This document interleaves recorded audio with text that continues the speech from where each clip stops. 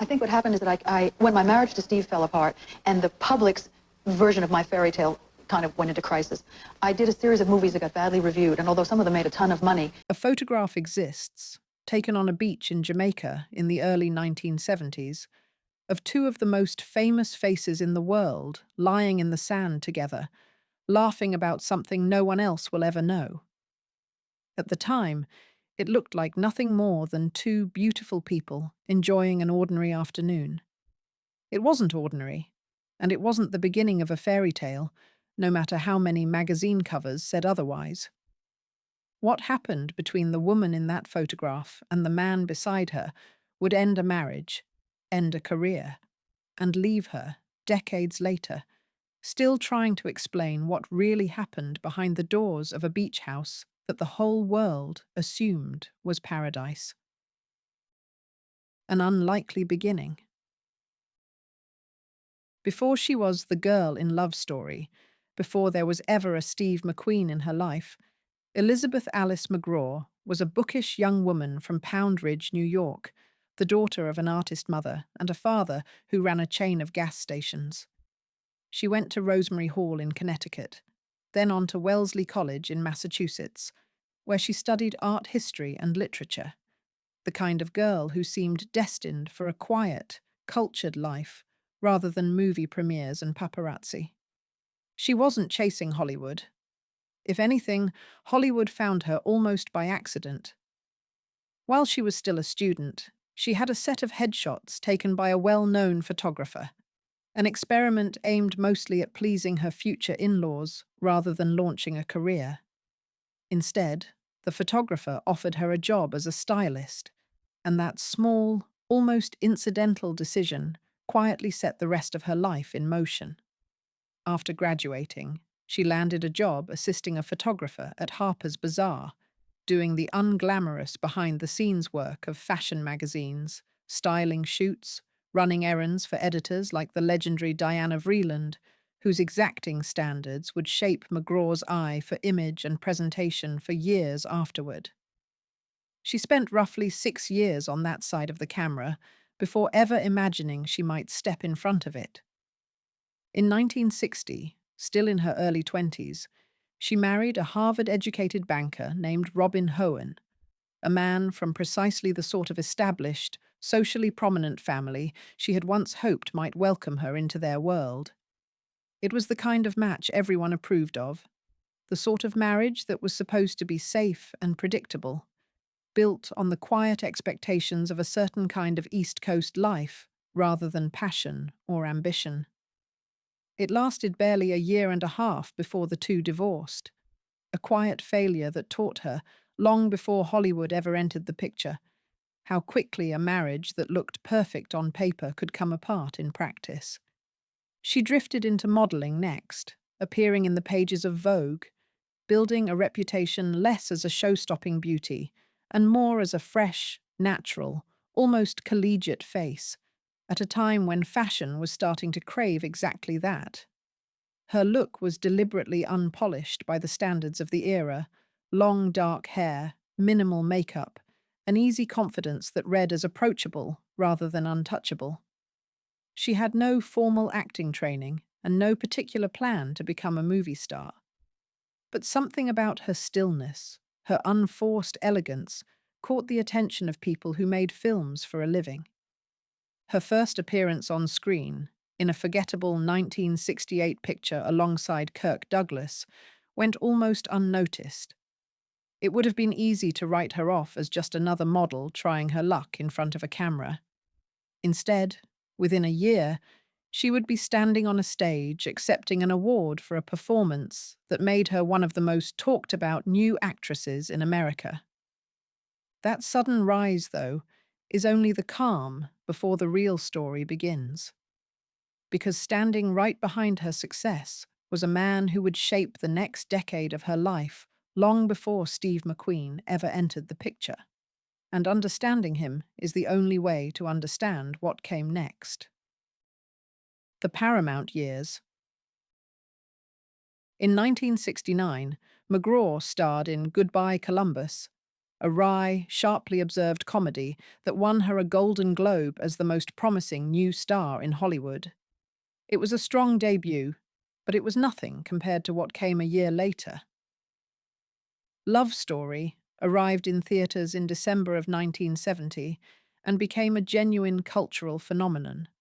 A tearful, tender romance between a wealthy young man and a sharp-tongued working-class girl that left audiences across the country sobbing in darkened theaters. Opposite her stood Ryan O'Neal, and together the two of them became one of the defining screen pairings of the era, their chemistry so convincing that fans spent years afterward assuming there had to be something real between them off-camera as well. The film's most famous line, about love, meaning never having to say you're sorry, became so deeply embedded in popular culture that people who had never seen the movie could still recite it decades later. The film earned more than $100 million worldwide, an almost unthinkable sum at the time, and turned its two young stars into household names overnight. McGraw received an Academy Award nomination for Best Actress, though the award itself would go to another actress that year. Even without the Oscar in hand, she was suddenly, undeniably, the biggest female star in the country. In 1972, she would be voted the top female box office draw in the entire world, an extraordinary distinction for an actress who had only appeared in a handful of films, and Grauman's Chinese theatre pressed her hands and feet into wet cement outside its doors, an honour typically reserved for performers with decades of work behind them rather than a career barely 3 years old. Behind that success stood Robert Evans, the head of production at Paramount Pictures, the man who had personally cast her in Love Story, and who would go on to shepherd some of the most important films of the decade, including The Godfather and Chinatown, into existence. Evans had once had a brief acting career of his own before moving behind the camera, and by the time he met McGraw, he had become one of the most powerful men in the industry, a studio chief with the ability to make or break careers with a single decision. McGraw and Evans had married in 1969, and in 1971 they welcomed a son, Josh. On paper, it was the perfect Hollywood partnership, the golden actress and the powerful studio executive, each helping the other's star rise higher, invited to every important party, photographed at every important premiere, treated by the industry as a kind of royal couple for the new Hollywood era that Paramount itself was helping to define.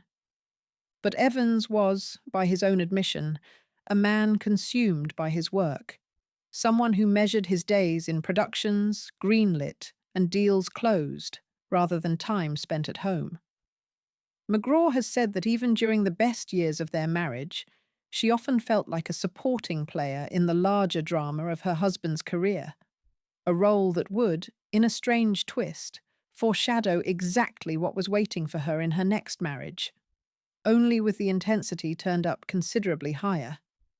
But powerful men in Hollywood are rarely simple, and Robert Evans was consumed by his work in a way that left little room for anything else. He was already plotting McGraw's next roles, already imagining her name above the title of pictures that hadn't been made yet.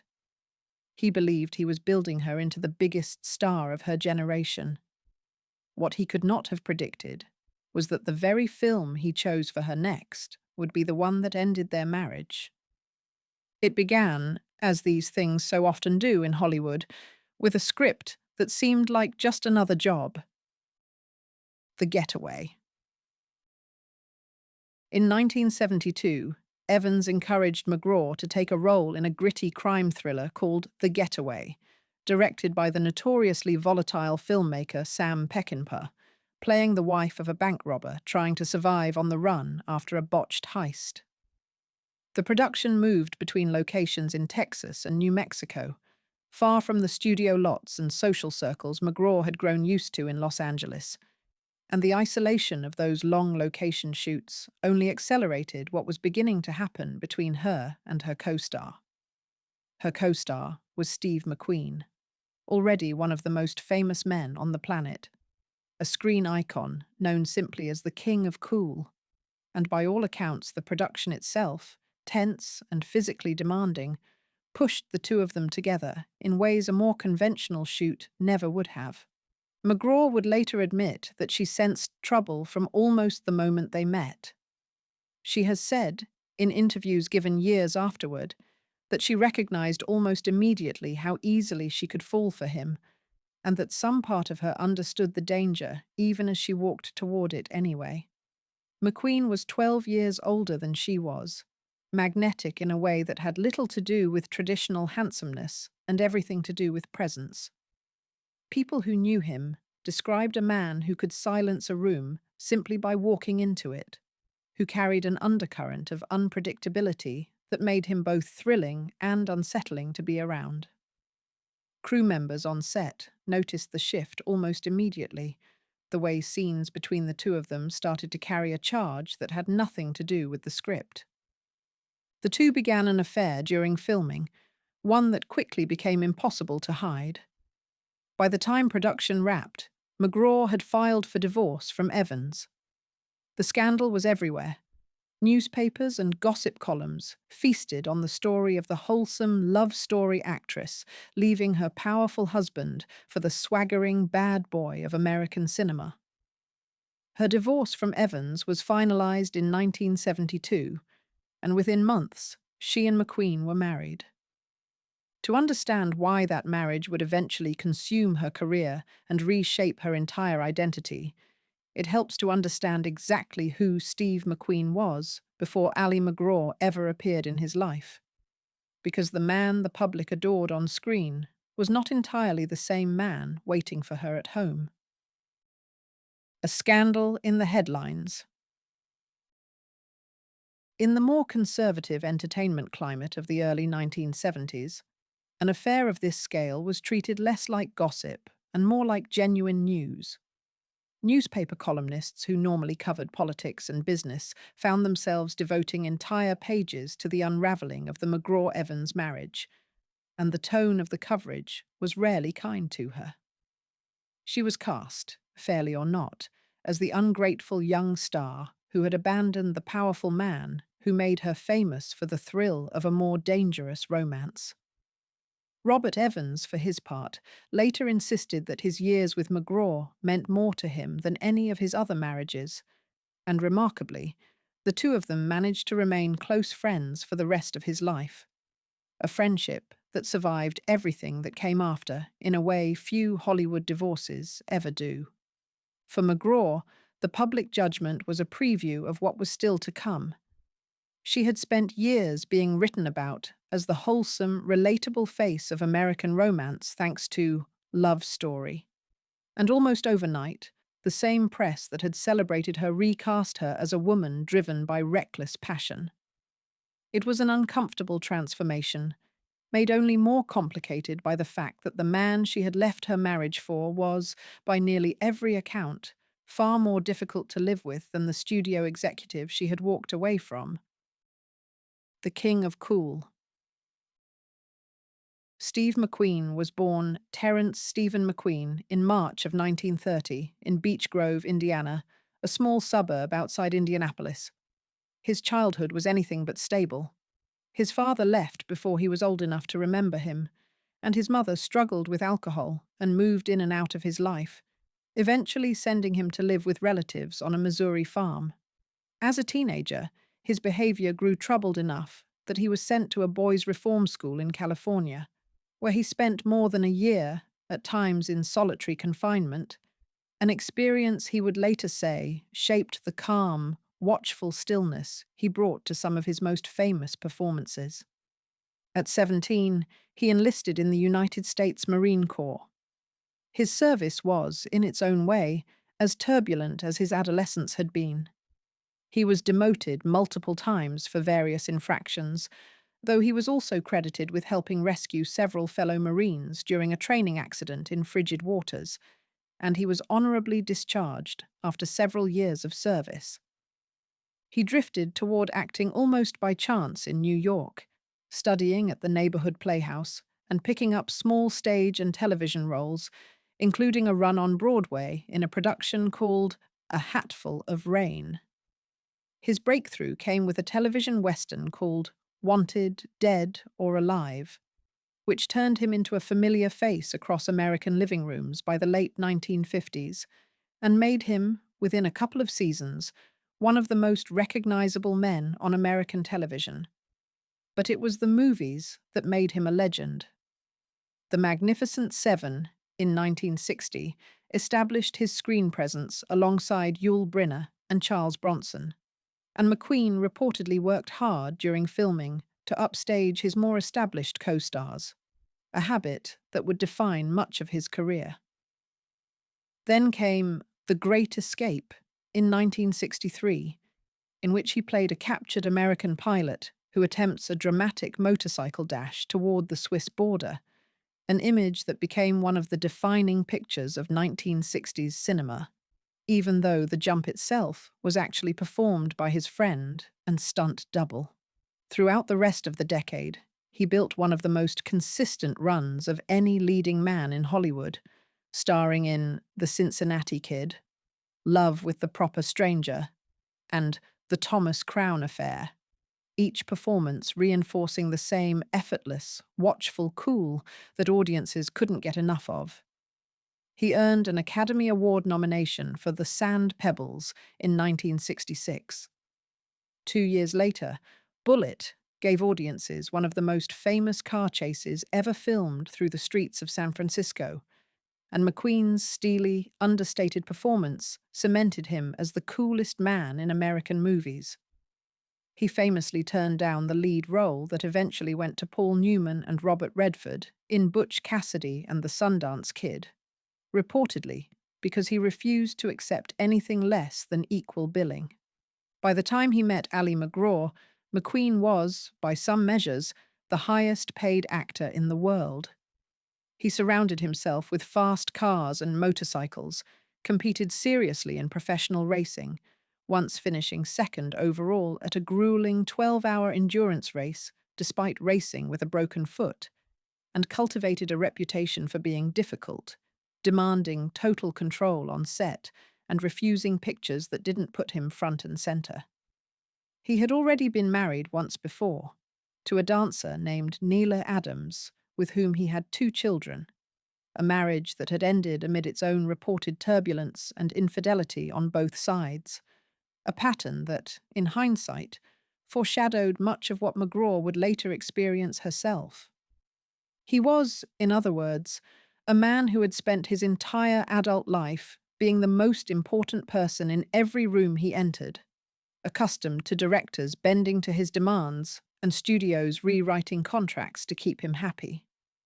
Ali MacGraw was about to become the one person in his life he could not entirely control, and the tension between his need for dominance and her growing sense of who she was would define everything that followed, long after the cameras on The Getaway had stopped rolling. A wedding under a cottonwood tree. Steve McQueen and Ali MacGraw were married in July of 1973 in a small private ceremony beneath a cottonwood tree near Cheyenne, Wyoming. There was no grand Hollywood spectacle, no red carpet, no army of photographers. The guest list was small, largely just their children, and the judge who performed the ceremony reportedly left a golf game to officiate. For 2 of the most photographed people in the world, it was a strikingly modest affair. Afterward, the couple settled into a secluded home in Malibu, close to the beach, with neighbors that included the actors Jack Lemmon and Walter Matthau. It was a stretch of coastline that had not yet become the crowded, celebrity-saturated enclave it is today, and MacGraw has said the 2 of them mostly kept company with ordinary neighbors rather than a rotating cast of famous faces. For a while, at least on the surface, it looked like exactly the kind of life the public wanted to imagine for them.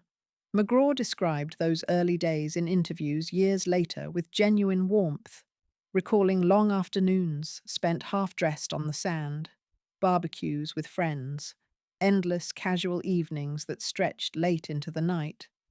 a relaxed and unhurried rhythm that felt like a different world from the pressures of studio politics she had just left behind. It was, in her own later words, a lucky time, a different era in Malibu before it became crowded with spectacle.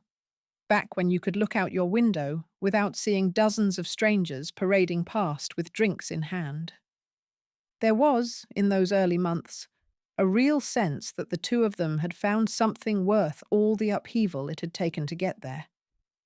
McQueen, for his part, seemed to relish having a home life that felt removed from the demands of stardom, and friends who visited them during that period described a couple who seemed genuinely at ease with one another, trading the chaos of studio backlots for something that at least resembled ordinary domestic life. But comfort in that beach house came at an enormous cost, one that would not become fully apparent to the outside world until years afterward. Because the price of Steve McQueen's love, as McGraw would eventually make clear, was almost the entirety of everything else in her life. The career she walked away from. At the moment she married McQueen, Ali McGraw was arguably the most in-demand actress in America. Robert Evans, even after their divorce, had been developing major projects with her in mind, a testament to just how much he still believed in her talent, despite the personal wreckage of their marriage. Two of those projects were The Great Gatsby and Chinatown, both destined to become defining films of the 1970s, with the roles of Daisy Buchanan and Evelyn Mulwray waiting for her. She walked away from both of them, and the roles instead went to other actresses who would go on to earn some of the most memorable performances of the decade, roles that, under different circumstances, might just as easily have carried McGraw's name instead. It is worth sitting with how significant that decision truly was. These were not minor missed opportunities. They were two of the defining literary adaptations of the era, films still studied and celebrated generations later, and Ali McGraw had been the first choice for both. Turning them down was not a quiet career adjustment. It was a public, visible act of stepping away from the very peak of American filmmaking at the exact moment she had reached it. Industry insiders at the time were reportedly baffled by the decision, unable to understand why an actress with so much momentum would simply hand her upcoming roles to other performers rather than negotiate some kind of compromise. But there was no compromise to be found. McQueen's expectations were absolute, and McGraw, by her own later admission, was too deeply in love and too uncertain of her own footing in the relationship to push back the way she might have during any other chapter of her life. The woman who had once stood confidently in front of studio executives negotiating her own contracts had, almost without noticing it happen, become someone who simply deferred. That kind of surrender rarely stays contained to one part of a life. Once she had given up her career for him, the rest of her independence began to erode as well, in ways that would only become fully visible once the marriage was well underway. McQueen did not want a wife who worked. He was, by his own reputation, one of the most controlling men in an industry full of controlling men, and he made it plain that he expected McGraw to be at home rather than on a film set surrounded by other actors and directors. She has since described, quite plainly, that he was the biggest movie star in the world at that point and simply did not want her working, so she stepped back from acting almost entirely and devoted herself to raising her son. For a woman who had just reached the summit of her profession, who had been named the top box office actress on the planet only a year or so earlier, this was not a small sacrifice. It was the deliberate dismantling of a career at its absolute peak, made in the name of a marriage that, from the very beginning, carried within it the seeds of its own unraveling. Because the same intensity that had first drawn Ali McGraw towards Steve McQueen on the set of The Getaway did not disappear once the wedding was over. If anything, once she was fully within his orbit, that intensity only tightened its grip. living inside the storm. Those who observed the marriage up close, and MacGraw herself in interviews given many years later, described a relationship defined less by partnership than by possession. McQueen's jealousy was not occasional. It was constant, a low hum of suspicion that shaped nearly every part of daily life. He wanted to know where she was, who she spoke to, whether she still harbored any pull toward the career and the identity she had given up for him. MacGraw has said that she lived, throughout the marriage, with the persistent, quiet certainty that he would eventually leave her, that she wasn't entirely sure the relationship was ever built on solid ground to begin with. That kind of insecurity, coming from a woman who had once been the most celebrated actress in the country, speaks to just how thoroughly the dynamic between them had reshaped her sense of herself. There were also, according to multiple accounts published over the years, patterns of behavior from McQueen toward the women in his life, including MacGraw, that went beyond emotional control and crossed into physical volatility, incidents that were rarely discussed publicly at the time, but that later biographers and reporters have described as part of a broader, troubling pattern in his personal relationships. It is not something MacGraw dwelled on publicly for decades, and even now she has tended to speak about that period with more sorrow than anger, describing a man capable of great tenderness who was, at the same time, waging some private war within himself that made him nearly impossible to live alongside. Friends who observed the marriage from the outside often struggled to reconcile the two versions of Steve McQueen they saw: the charming, playful man who showed up at barbecues, and the far more guarded, controlling figure who emerged once the front door closed. MacGraw herself has suggested that his difficult childhood, the absent father, the unstable mother, the months spent in a reform school as a teenager, left him with a kind of restlessness he never fully resolved, a need to test the people closest to him again and again, as though he could never quite believe that anyone would choose to stay. Even the setting that had once felt idyllic began to close in around her.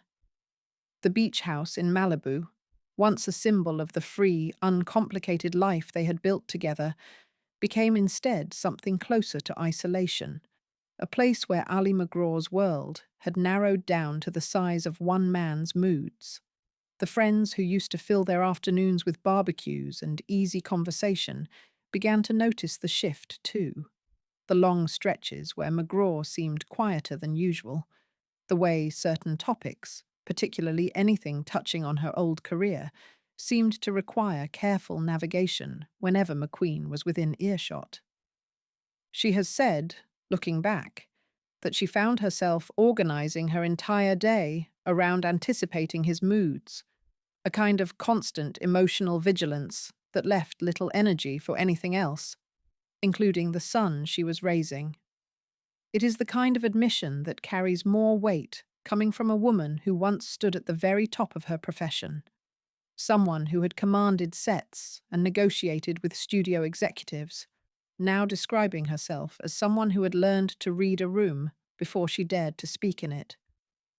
By the middle of the 1970s, the cracks were no longer something either of them could paper over, and the end, when it came, would arrive not as a single dramatic rupture, but as a slow, grinding exhaustion that finally became unbearable for both of them. The unraveling. The couple's time together working on screen only added to the strain. In 1973, they appeared together at a press event for The Getaway, presenting the image of Hollywood's golden couple to the cameras, even as tension was already building behind closed doors. McQueen, ever protective of his position as the dominant star in any room, reportedly struggled with the idea of MacGraw's talent and visibility rivaling his own, even though she had given up acting almost entirely to be with him. It was a strange, almost impossible bind. He did not want her to work, and yet on some level, her very presence beside him as a former A-list star seemed to needle at his own insecurities.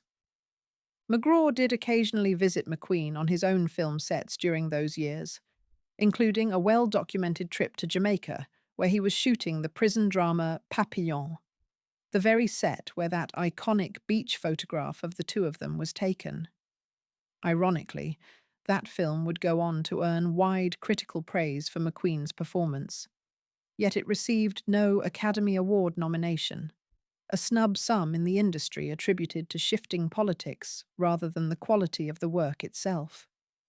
Even small moments like that, professional slights that had nothing to do with their marriage, seemed to feed into McQueen's broader sense of restlessness during those years, a feeling that the ground beneath him, both professionally and personally, was no longer entirely solid.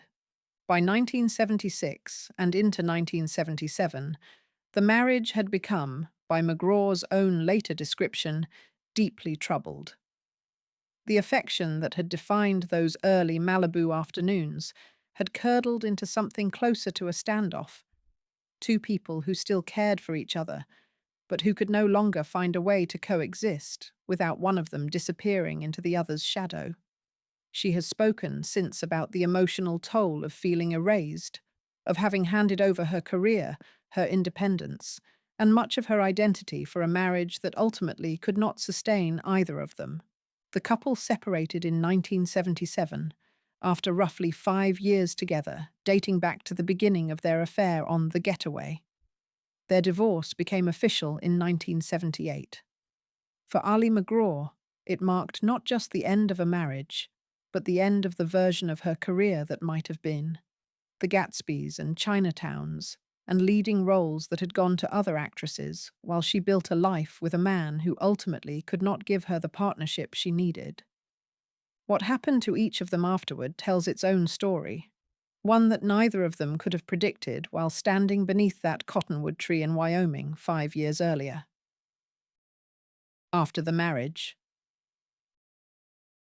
Ali MacGraw did return to acting following the divorce, appearing in the 1978 trucking drama Convoy, and later taking on further film roles including Players in 1979 and Just Tell Me What You Want in 1980, before landing a leading role in the sprawling television miniseries The Winds of War in the early 1980s. But the momentum she had carried into the early 1970s, the momentum of an actress once voted the top box office star in the entire world, never fully returned. The years she had spent away from the industry, by choice and by circumstance, had cost her a place in Hollywood's leading tier that would prove impossible to fully reclaim. She continued working sporadically through the 1980s, including a stint on the primetime soap opera Dynasty. But the trajectory that once seemed destined to make her one of the defining actresses of her generation had permanently shifted course.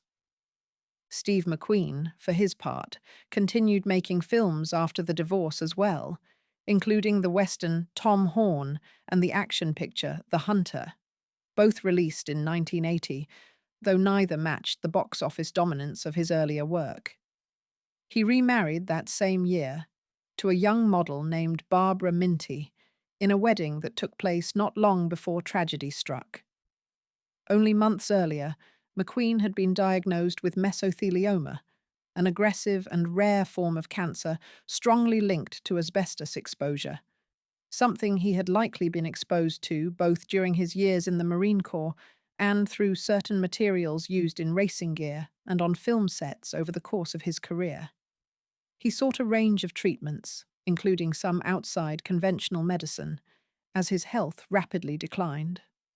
On November 7, 1980, Steve McQueen died in Mexico following surgery related to his illness. He was 50 years old, and his death arrived barely 2 years after his marriage to MacGraw had officially ended. Ali MacGraw, by her own account, was devastated by his death, despite everything that had happened between them. In interviews given decades later, she has spoken about him with a complicated tenderness, describing a man she was, in her words, obsessed with, almost from the moment they met. and a connection that never entirely faded even after the marriage itself had become unsustainable. She has never fully condemned him in public, choosing instead to describe their years together as some of the most intense and formative of her life, filled with both extraordinary joy and genuine pain in equal measure. She never remarried. Robert Evans, her second husband, remained a close friend until his death in October of 2019 at the age of 89, and she stood beside him publicly when he received his star on the Hollywood Walk of Fame in 2002, a gesture that spoke to the strange, enduring bonds that sometimes survive even the most public of Hollywood divorces. When Evans passed away, MacGraw spoke publicly about their son and the life they had shared, choosing warmth over any lingering resentment from decades earlier.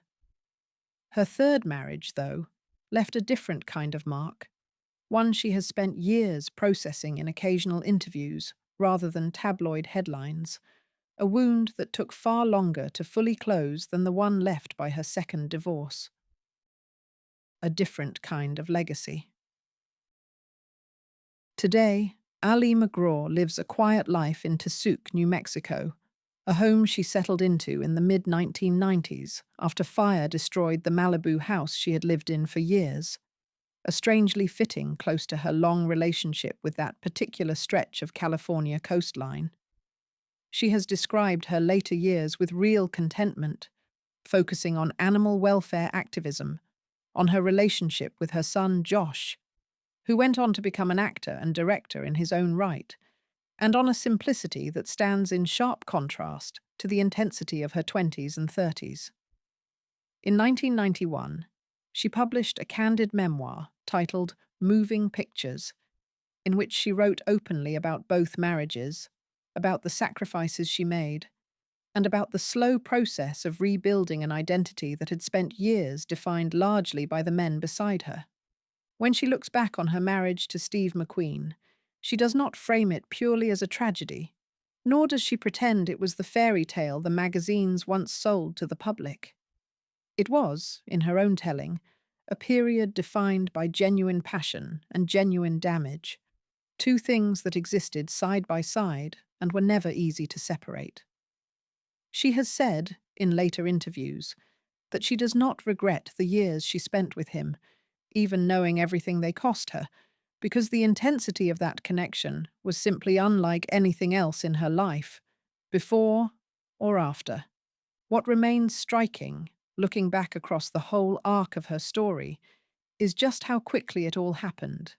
Within the span of less than a decade, Ali MacGraw rose from a magazine assistant to the most photographed actress in the world, then walked away from the very career that had made her famous, all for a marriage that would leave her both loved and diminished in ways the public rarely got to see in real time. 3 marriages, one enormous professional sacrifice, and a 5-year relationship that burned brighter and faster than almost anything else in 1970s Hollywood. And yet by the time she reached her later decades, she had somehow arrived at a place of genuine peace with all of it, neither bitter about what she lost, nor nostalgic in any uncomplicated way for what she once had.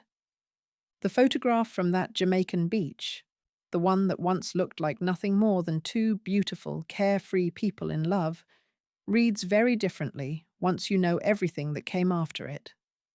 It was never simply the beginning of a Hollywood fairy tale. It was the opening chapter of a story about what a woman is willing to give up for love, about the particular danger of loving someone whose fame and force of personality can quietly swallow another person's identity whole, and about what it costs, years later, to piece that identity back together. Ali MacGraw did eventually get her career back on some level, and more importantly, by her own account, she got herself back, one quiet year at a time, far from the beach houses and the headlines, in a small town in New Mexico that never asked her to be anyone's leading lady at all. If you enjoyed this video, please like and subscribe to our channel so you never miss out on more fascinating stories.